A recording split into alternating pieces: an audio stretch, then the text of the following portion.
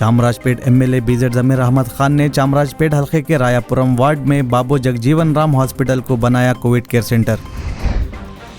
ममता बनर्जी ने तीसरी बार वजीर आला का हल्फ लिया, तरजीही बुनियादों पर कोरोना वायरस से लड़ने और लॉ एंड ऑर्डर पर बरकरार रखने का अज़्म।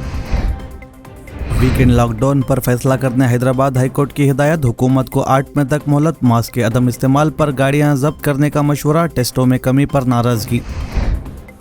अस्पतालों में ऑक्सीजन ना देना मुजरिमाना अमल ही नहीं बल्कि कत्ले आम भी। इलाहाबाद हाईकोर्ट ने लखनऊ और मेरठ के जिले मजिस्ट्रेट से ऑक्सीजन की कमी के सबब अमवात पर जांच रिपोर्ट तलब की।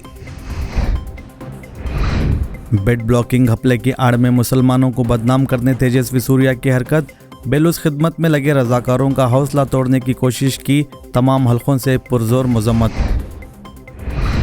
कोरोना की सूरत हाल पर आरबीआई की नज़र, बैंक सारिफिन को अपना केवाईसी अपडेट कराने 31 दिसंबर तक की मोहलत। रियासत कर्नाटक में तैयार करदा ऑक्सीजन का इस्तेमाल सिर्फ रियासत कर्नाटक में ही होना चाहिए, सिद्धरामैया का बयान। पंचायत इंतखाबात के बाद रियासत के गांवों पर मंडरा रहा है इन्फेक्शन का खतरा, यूपी में फिर बढ़ाया गया लॉकडाउन, अब पीर की सुबह तक जारी रहेंगी पाबंदियां। ऑक्सीजन जनरेशन सलाहियत बढ़ाने में तेजी लाएं, कोरोना मरीजों के इलाज में कोताही ना हो, गड़बड़ी करने वालों पर सख्त कार्रवाई, नीतीश कुमार का बयान।